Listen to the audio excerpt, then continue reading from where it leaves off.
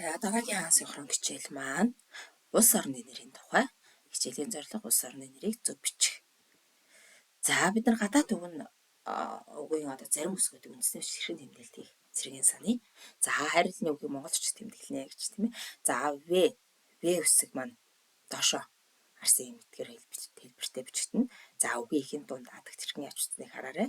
За энэ хэсгийг бүгдээрээ дэвтэртэй тэмдэглэж аваад цээжлэрээ хүүхдүүдээ. За пионерын П үсэг ташаагаад тулсан П2 маань Монгол үгэнд ордог Б-гээс бага зэрэг ялгаатай. Үндсэн хэлбэр бол ижилхэн. За пионерын П бол дээгүүрээ задгай байна тийм ээ. За ташаагаад тулсан П бол дээрээ эвэртэй байна. Нэггээр ялгаатай. За К үсэг Монгол үгэнд ордог ГХ үсгийн хэлбэртэй ижил.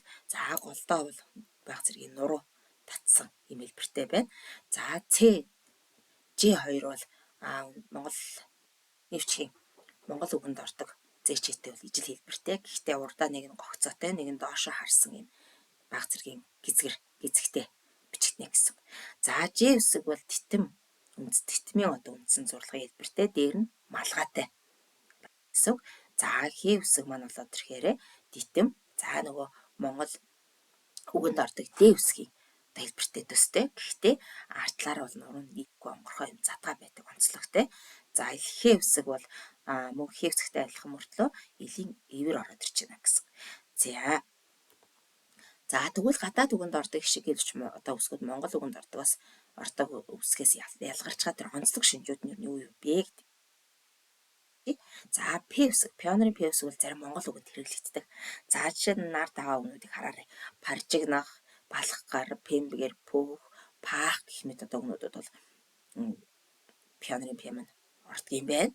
За гадаад үгийн Т үсгийг үгийн дунд адагт ордог үгийнх нь адагт орсон ч гэсэн Т үсгээр төрсээр босоо хэлбэртэй бичдэг. За Д үсгийг үгийн дунд адагт бол хэвтэй Д төрсээр бичдэг юм онцлогтой. За гадаад үгийн ихэнд ордог Э үсгийг А үсгээс ялгаж бичих тул Эг В бичдэг байна. За гадаад хэлний У үгээр дуудагдах авийг бид нэр гидэс шилб гэсэн төрсөөр бичдэг. За О авийг үгийн дунд адагт гидэс хэлбэрээр тэмдэглэдэг юм байна. За Монгол үгнүүдэд бол бид нэр 1-р үеэс хойш орсон үг ялангуяа үг бол шилбгүй бичнэ гэсэн дүрмтэй байдаг.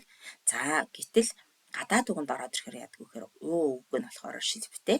За О авийг бол гидсээр нь тэмдэглэдэг байна. За гадаад хэлний үзүүрийн энэ ямагт өмнөө цэгтэй бичигдэг. За жишээ нь Монгол үгэнд бол бид нэр гэвлэгчийн өмнө орсон энэ Г-гийн цэгийг юусоо тавьдаггүй. Харин гадаад хэлэнд үгэнд ороод ирэхээр энэ үсгийн цэгийг ямагт тавьж ялгаж өгдөг байна.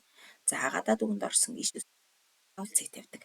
За цэггүй бол бид нэр ши байсан ч эсээр унших магадaltaй тийм ээ. Бид нэр үгэнд бол цэггүй тохиолдолд цэггүй ишийн арталд и бичсэн тохиолдолд цэггүй бичнэ гэсэн дүрмтэй байдаг. Гэтэл бол гадаад үгэнд бол дандаа цэгийг тавьдаг байна.